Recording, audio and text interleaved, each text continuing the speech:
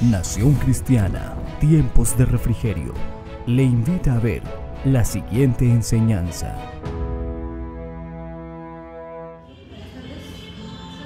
Vamos a empezar para todos los hermanos de la iglesia del discipulado con el fin de tener nuestros bautismos y explicarles el por qué es importante saber las 10 cosas que pasan antes de nuestro bautismo y que nosotros debemos estar seguros.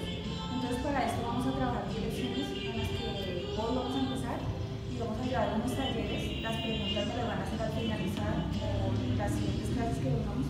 Pero hoy tenemos la primera clase que se llama Lo que tú eres. Lo que tú eres. Nos está hablando del tiempo pasado, porque cuando nosotros llegamos a Cristo Jesús, nuestra vida es diferente.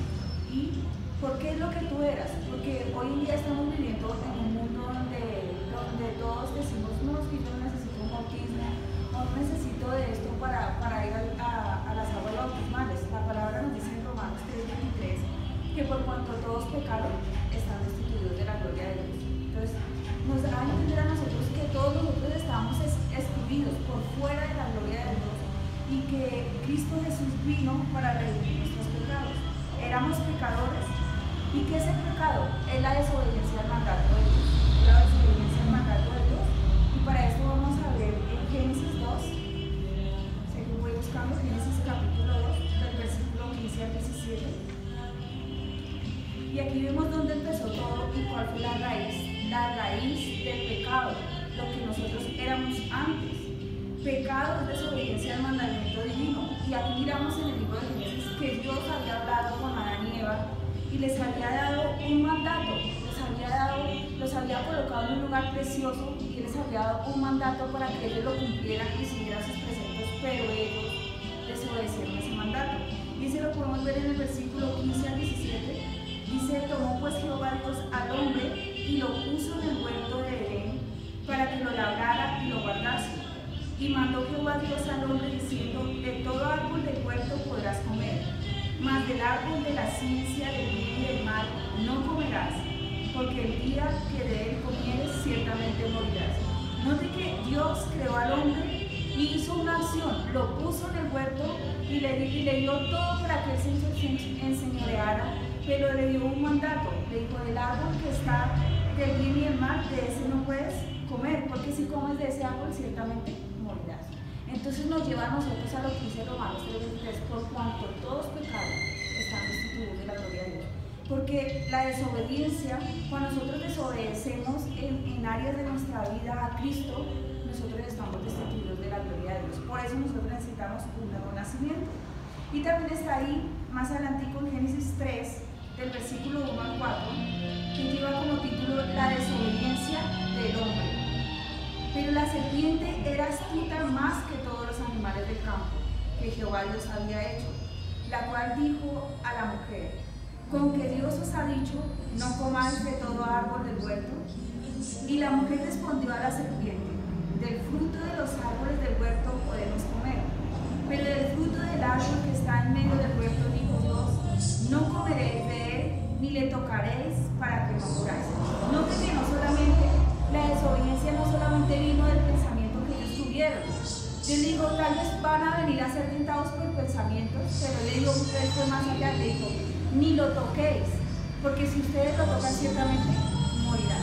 Hay cosas que Dios nos permite en nuestra vida y Dios nos da libertad en muchas cosas, pero hay cosas que Él no nos permite a nosotros como hijos de Dios hacer ya, porque el que está en Cristo, dice la palabra, no va a criatura de Él. Las cosas que todo el mundo hace, que todo el mundo sigue, esas ya deben quedar atrás. Entonces vemos que él aquí en el versículo 3 le dijo, no comeréis de él ni le tocaréis. O sea, él le dio dos cosas, no comer y no tocar. Si ella hubiera hecho solo tocarlo, igualmente habría sido pecado. Así no lo hubiera comido. Porque Dios nos da unos parámetros, nos da como un lineamiento que nosotros tenemos que ir hasta ese lado y fuera de ahí Dios no nos lo permite pasar. ¿Qué es el pecado? El pecado que muchas personas dicen hoy en día, que el pecado más grande de pronto puede ser un homicida, un drogadicto, etc. Pero una mentira pequeña es comparada igual que el pecado de un homicida, de un homosexual, de un drogadicto, porque para Dios no hay pecados comunes ni pecados grandes. Entonces vamos a definir lo que es el pecado. El pecado es transgredir la ley. Notemos que aquí en Génesis 13 les dijo, no lo coman ni lo toquen. Y ellos ¿qué hicieron? Pasaron esos límites, o es como cuando nosotros nos dicen, no haga esto, y nosotros queremos pasarlo para ver qué experimentamos. Eso es transgredir la ley, el mandamiento de Dios. También en el Nuevo Testamento nos lo confirma en Primera de Juan, primera carta del apóstol Juan, en el capítulo 3, Primera de Juan 3, el versículo 4, también nos está confirmando acerca de esto. El pecado es transgresión de la ley. Primera de Juan, capítulo 3, versículo 4, dice, todo aquel que comete pecado infringe la ley, pues el pecado es infracción ¿de qué? De la ley. Es algo tan sencillo como yo pasarme, bueno, yo no manejo, pero si yo me paso un semáforo en rojo, ese es pecado, porque es infracción ¿de qué? De la ley. Entonces todo pecado es transgresión de la ley. Estado del ser humano. Entonces tenemos primero, número 1, éramos pecadores. Nos lo mostró en Génesis y ahorita nos muestra que el estado del ser humano en el pecado. ¿Cómo se encuentra el ser humano cuando está en pecado? Se puede ver hasta en su rostro, porque por si nos remontamos otra vez a Génesis, cuando Adán y Eva pecaron y desobedecieron a Dios, ellos sintieron temor, ¿cierto? Ellos se escondieron, y cuando Dios los llamó, porque la relación de ellos era tan bonita que Dios les hablaba, cuando Dios les habla a ellos, Dios tiene que decirle, ¿a dónde están? ¿Por qué se están escondiendo? Entonces, muchas veces el pecado nos lleva a nosotros a ocultarnos, a escondernos, nos lleva a nosotros a apartarnos de lo que es verdaderamente el mandamiento de Dios. Entonces, el estado del ser humano en el pecado, es decir, que la situación humana que a continuación detallamos, era mi situación, era la situación suya, Sergio, era la situación de Gaby, era la situación de todos. Esa es la situación con la que todos nosotros nacimos. Nuestro estado humano era de pecado. Estábamos muertos espiritualmente, dice que no teníamos vida, porque cuando uno no tiene vida en relación con Dios, uno está muerto. Y uno puede decir, sí, Dios me escucha. No, yo no escucho, porque dice que Cristo ama al hombre, pero no ama al pecado, ¿sí? Por eso Él ofreció un sacrificio para que nosotros fuéramos libres de eso. Entonces, ¿cuál era nuestra condición? Estábamos muertos espiritualmente. Lo leímos al iniciar en Romanos 3:23, dice, por cuanto todos pecaron, estaban destituidos de la gloria de Dios. Y estar destituidos de la gloria de Dios es estar muertos espiritualmente. Eso quiere decir que así yo busque, así yo vaya a una iglesia, y si yo no he sido librado de ese pecado, yo voy a estar muerto, porque yo no voy a sentir esa paz en mi vida, no voy a sentir esa libertad para orar, para cantar, esa libertad para presentarme al Señor.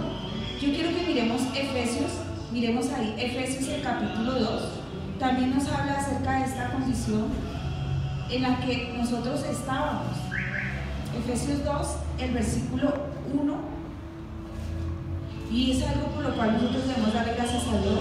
Efesios 2:1 dice, y Él nos dio vida, Él dio vida a vosotros cuando estabais muertos en vuestros delitos y pecados. ¿Qué quiere decir? Si el apóstol Pablo le escribe a los Efesios que Cristo Jesús nos dio vida, es porque nosotros estábamos muertos al pecado. Y le está diciendo, y Él os dio vida cuando estabas muertos en pecados y delitos. ¿Sí ve? Entonces es la condición que rige el mundo entero, y aquel que no mira a Cristo, el que no viene a Cristo con su condición, dice que estaba muerto espiritualmente. Vamos a Isaías, el capítulo 59, también nos habla acerca de nuestra condición de pecado. Isaías 59, el versículo 1 al 2, dice, he aquí que no se ha cortado la mano de Jehová para salvar, ni se ha agravado su oído para oír, pero nuestras iniquidades han hecho división entre vosotros y vuestro Dios, y vuestros pecados han hecho ocultar de vosotros su rostro para no oír. Note que aquí hay una confesión del pecado de Israel, y dice que nuestras iniquidades, transgredir la ley, transgredir los mandamientos de Dios, hacen una cosa, hacen división entre nosotros y ¿qué? Y Dios. Por eso es que la palabra dice que por sus frutos los conoceréis. Yo no me puedo parar aquí en este lugar si yo no he sido redimido del pecado. Porque el pecado, aquí lo está hablando el profeta, dice que ha hecho división entre nosotros y Dios. Y nuestros pecados que hacen ocultar el oído de Dios para ver nuestro clamor. Por eso es que muchas veces decimos, pero Dios, ¿por qué no nos escucha? O Dios, ¿qué es lo que está pasando en mi vida? Es porque estamos divididos.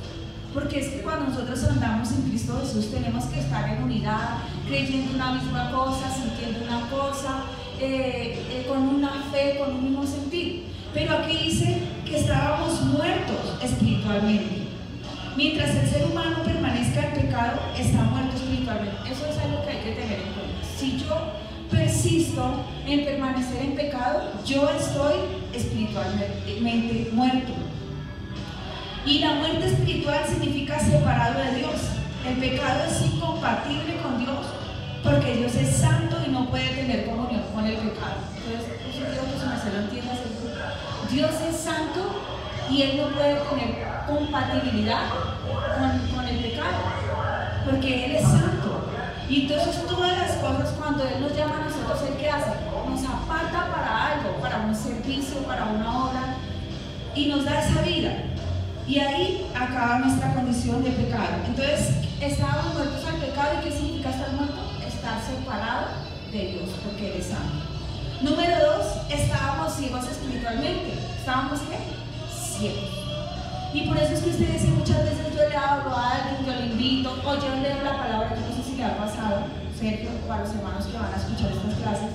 A veces leemos la palabra y no la entendemos, porque muchas veces nuestra iniquidad y nuestras acciones nos apartan de lo que Dios quiere. Entonces, estábamos ciegos espiritualmente.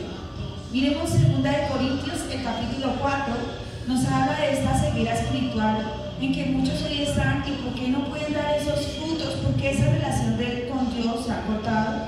2 Corintios, el capítulo 4, el versículo 3 y 4 dice: pero si nuestro evangelio está aún encubierto entre los que se pierden, está encubierto, en los cuales el Dios de este siglo cegó el entendimiento de los incrédulos, para que no les resplandezca la luz del evangelio de la gloria de Cristo, el cual es la imagen de Dios. Note algo, dice que el evangelio está encubierto hoy en día porque el Dios de este mundo, que es Satanás, porque es el príncipe de este mundo, ¿qué hizo? Cegó el entendimiento. Dice la palabra que cegó el entendimiento de los incrédulos para que no resplandezca la luz de Cristo. Entonces, estábamos ciegos espiritualmente porque el Dios de este siglo cegó el entendimiento. Y Él no quiere, y no es su fin, que la gente sea libre, que le caigan las vendas. Porque es que cuando nosotros llegamos a Cristo Jesús, Él nos quita la venda que no nos permitía ver lo que hoy sí podemos ver. Cuando nosotros fallamos, tenemos una conciencia, ¿cierto? Que decimos, la embarré, esto no debía haberlo yo hecho porque Cristo ha hecho algo por mí. ¿Quién nos está hablando a nosotros? El Espíritu Santo. Porque Él te está diciendo, bueno, yo te aparté, yo te he preparado para esto y mire lo que tú estás haciendo. Entonces Él viene y nos confronta. Entonces, número 1, estábamos muertos espiritualmente. Número 2, estábamos ciegos. Y número 3, éramos esclavos del pecado, porque el esclavo es una esclavitud. Si yo digo hoy una mentira y si vienen y me preguntan, oiga, pero ¿qué fue lo que pasó? Y usted, para que sea más creíble, va a decir otra mentira. Entonces se va a formar una cadena de mentiras y cuando usted se está dando cuenta, usted es esclavo del pecado. Miremos ahí Juan 8, el versículo 34. Evangelio de Juan, capítulo 8, el versículo 34. Jesús le respondió: de cierto os digo, que todo aquel que hace pecado, esclavo es del pecado. Todo aquel que hace pecado, ya vimos que el pecado es infracción de la ley. Todo el que comete pecado, esclavo es del pecado. Y notamos que él vez tras vez le habla a la iglesia, y aquí el Señor Jesús está hablando de todo aquel que comete pecado, esclavo es del pecado, porque es verdad. Usted empieza a fallar en algo mínimo, diciendo tal vez no hablando la verdad, y ¿qué hace Satanás? Lo va a convertir en un esclavo de eso, porque usted necesita justificar la acción que usted hizo y que se va a estar envuelto en una esclavitud. Romanos 6, miremos Romanos 6, versículo 20 al 22. Entonces, ¿esto a qué nos lleva? A notar que la obra que Cristo hizo por nosotros fue realmente grande, no la merecíamos. Romanos capítulo 6, versículo 20 al 22. Dice: por cuanto erais esclavos del pecado, erais libres acerca de la justicia. Pero ¿qué fruto tenéis de aquellas cosas de las cuales ahora os avergonzáis? Porque el fin de ellas es muerte. Mas ahora que habéis sido libertados del pecado y hechos siervos de Dios, tenéis por vuestro fruto la santificación y como fin la vida eterna. Noten, Él viene a romper esas cadenas de pecado y Él dice, aquí hace una pregunta: ¿qué fruto tenemos nosotros cuando hacemos pecado? Ninguno, ¿cierto? Antes nuestra relación con Dios se destruye más, entristecemos a Dios, bueno, y a las personas que nos rodean, porque de pronto tenían una esperanza en nosotros y las defraudamos. Eso no nos muestra a nosotros ningún fruto, ¿cierto? Y aquí les está diciendo, ¿qué fruto tenías de esto? Pero le dice el versículo 22, más ahora que habéis sido libertados del pecado y hechos siervos de Dios, debemos tener por fruto nuestra santificación. O sea, cuando Cristo nos liberta del pecado, viene algo en nuestra vida, fruto de la santificación. ¿Y qué es la santificación? Es la segunda obra de gracia en nosotros que nos ayuda a no pecar. Que sí vamos a caer en tentaciones, pero nos vamos a poder vencer. Entonces éramos esclavos del pecado. Todo hombre sin Dios, quiera o no, lo acepte o no, es un esclavo. Esclavo es una persona que está bajo el dominio y potestad de algo. La Biblia dice que el que hace pecado, esclavo es del pecado. La esclavitud en el pecado llega a ser tan fatal que la persona vive la vida que ella misma no desea vivir. Usted, por ejemplo, ve un borracho, un alcohólico. Él, vez tras vez, si es diario, día tras día, él no es feliz si él no consume su alcohol diario, ¿cierto? Y si él no está llegándose hasta un punto en que su vida está desesperada, está perdida y es más esclavo, más sumergido. Por eso hoy en día tantas instituciones para ayudarles a los fumadores, los que caen en las drogas, los alcohólicos, porque eso es una esclavitud, es un lazo que nos va atrayendo, nos va envolviendo, y cuando nos damos cuenta estamos siendo esclavos del pecado. Entonces vemos que el estado de ser humano, número 1, estábamos muertos espiritualmente. Número 2, estábamos ciegos porque no podíamos ver el evangelio y la palabra de Dios que quería que nosotros estuviéramos. Y número 3, éramos esclavos del pecado. Pero este estado del ser humano trajo unas consecuencias. Todo pecado trae una consecuencia, ¿cierto? Si yo fallo, si yo transgredo la ley, yo necesito un correctivo. Es lo mismo en nuestras casas. Si yo fallo en una regla, si yo fallo en algo en mi casa, yo necesito un correctivo. Porque dice el Señor que Él al que recibe por hijo lo disciplina, y muchas veces necesitamos la disciplina de Dios. Muchas veces necesitamos decirle: Señor, arregla mi vida, encamina mi corazón hacia ti. Entonces, número 3, vamos a ver las consecuencias del pecado. Entonces vamos a mirar que las consecuencias del pecado es destrucción inmediata. ¿Destrucción qué? Inmediata. Hay personas que no tienen la oportunidad como nosotros la hemos tenido, que fueron de pronto a robar porque les pareció fácil robar y los cogió la policía, perdieron su vida y se fueron para una eternidad sin Cristo. Entonces hay consecuencias destructivas inmediatas. Número 1 es el homicidio. Romanos 6:23 dice la palabra: porque la paga del pecado es muerte.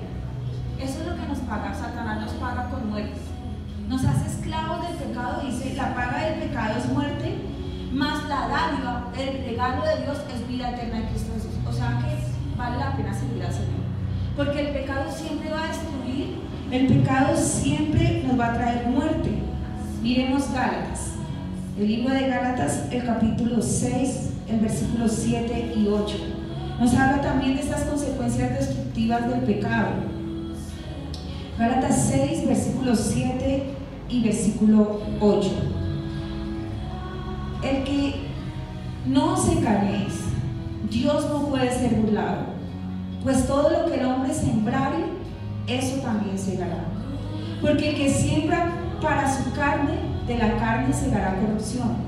Mas el que siembra para el espíritu, de espíritu segará vida eterna. Entonces, nosotros, ¿cuál es la consecuencia inmediata? Destrucción. Porque a donde quiera que nosotros estemos, Dios va a ver si nosotros le estamos fallando. Nosotros podemos engañar a los hombres, podemos engañar a nuestros padres, podemos engañar a todas las personas en este mundo. Pero el único del que nosotros no nos podemos burlar es de Dios. Porque Él está diciendo que Dios no puede ser burlado, que lo que yo siembro, eso también yo voy a recibir. Si yo siembro pecado, yo voy a recibir una consecuencia. Y nos dice Romanos que la paga del pecado es ¿qué? Muerte. Y que Dios tenga misericordia de nosotros. Número 2, una consecuencia destructiva es el suicidio. Y vamos a ver un ejemplo de un hombre en la palabra de Dios que esa consecuencia del pecado lo llevó al suicidio. Un mal que hoy estamos viviendo en nuestra época. Miremos Primera de Samuel. Primera de Samuel, el capítulo 31. Entonces, consecuencias del pecado nos trae muerte, suicidio. Primera de Samuel, el capítulo 31. Gracias, Señor, por tu misericordia. Primera de Samuel 31, el versículo 4.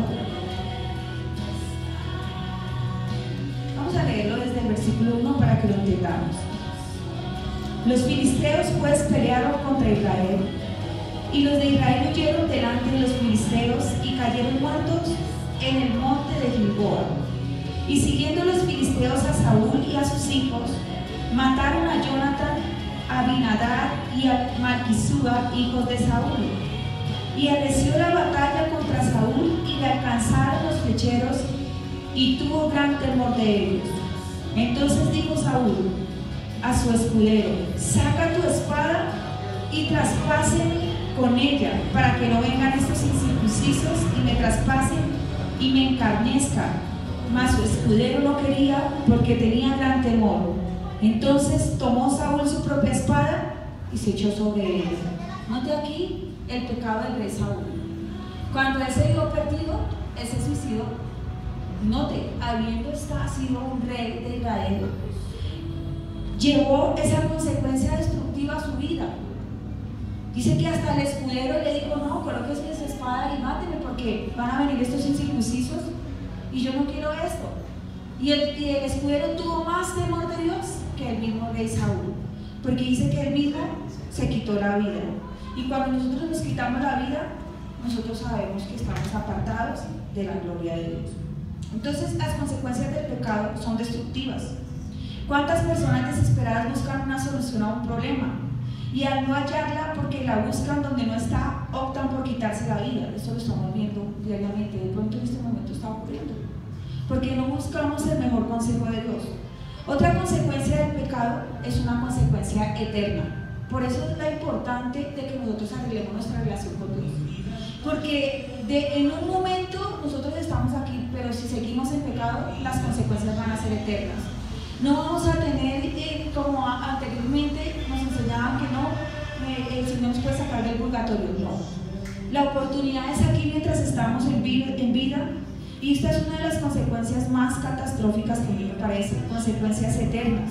Sufrimiento eterno. Lucas 16, el versículo 24 nos muestra de esas consecuencias. Este hombre tuvo una consecuencia eterna porque no quiso recibir a Cristo como suficiente Salvador. Lucas 16, el versículo 24.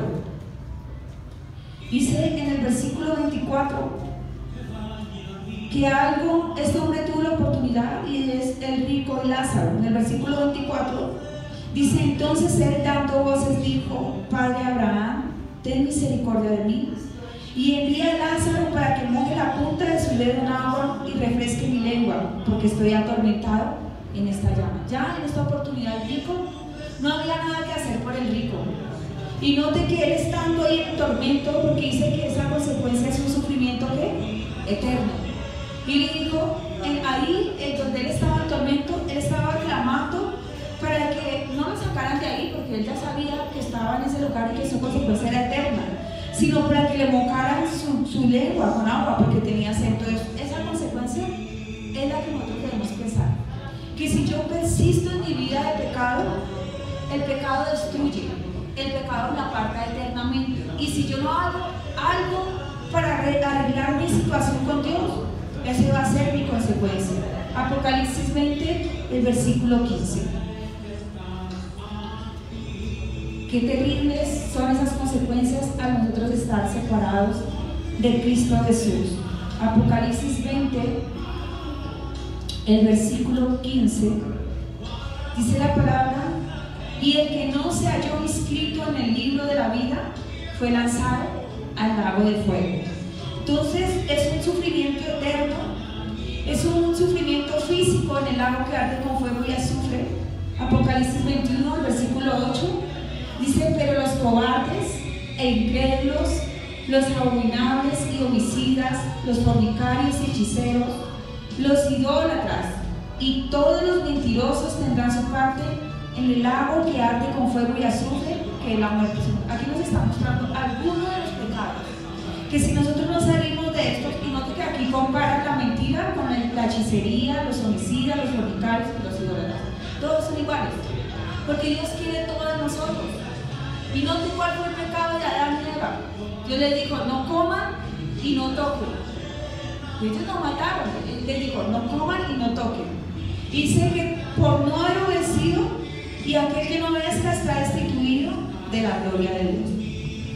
Entonces es un sufrimiento moral. Lucas, volvamos a Lucas 16, con la misma historia de este hombre rico, y él, estando en tormento, tiene una petición.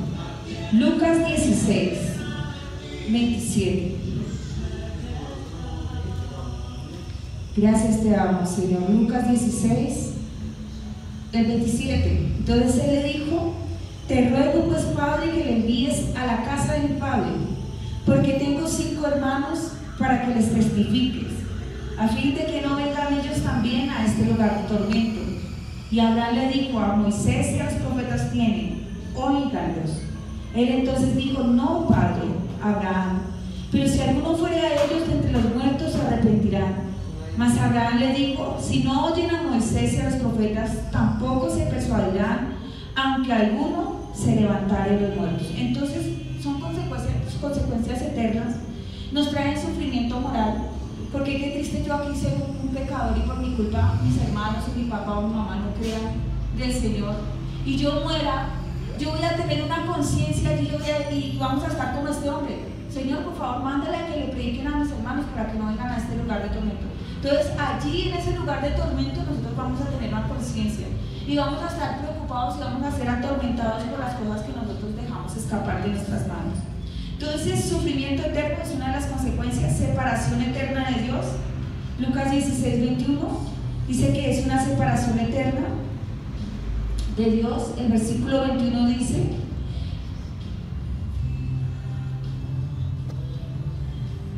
Lucas 16, el versículo 21: y ansiaba saciarse de las migajas que caían de la mesa del rico, y aún los perros venían y lamían las llagas. Y aconteció que murió el mendigo y fue llevado por los ángeles al seno de Abraham, y murió también el rico y fue sepultado. Y en el Hades alzó sus ojos estando en tormento, y vio lejos a Abraham y a Lázaro en su seno. Hay una separación eterna. El que se va no vuelve. La oportunidad es ahora en vida. Y también, última de estas, es la pérdida de toda esperanza. La esperanza es hoy. Hoy que tenemos vida, tenemos esperanza. Isaías 55:6 dice: buscad a Jehová mientras pueda ser hallado. Llamémosle en tanto que Él está cercano. Dice la palabra: deje limpio su camino, y el hombre inicuo, o sea, el que ha transgredido la ley, vuélvase al Señor. Y último, alcances de las consecuencias del pecado. Puede alcanzar, número 1, a nuestra familia. Las cosas, nuestros actos que nosotros hacemos pueden alcanzar a nuestra familia. Segunda de Samuel 12. Vamos a Segunda de Samuel, el capítulo 12. Son los alcances terribles del pecado, las consecuencias que traen aún para nuestra familia. Segunda de Samuel 12, el versículo 10 al 15. Dice la palabra: por lo cual ahora no se apartará jamás de tu casa la espada, por cuanto me menospreciaste y tomaste la mujer de Urías Heteo para que fuese tu mujer. Así ha dicho Jehová: he aquí yo haré levantar el mal sobre ti de tu misma casa, y tomaré tus mujeres delante de tus ojos y las daré a tu prójimo, el cual yacerá con tus mujeres a la vista del sol. Porque tú lo hiciste en secreto, mas yo haré esto delante de todo Israel y a pleno sol. Entonces dijo David a Natán: pequé contra Jehová. Y Natán dijo a David: también Jehová ha redimido tu pecado, no morirás. Mas por cuanto con este asunto hiciste blasfemar a los enemigos de Jehová, el hijo que te ha nacido ciertamente morirá.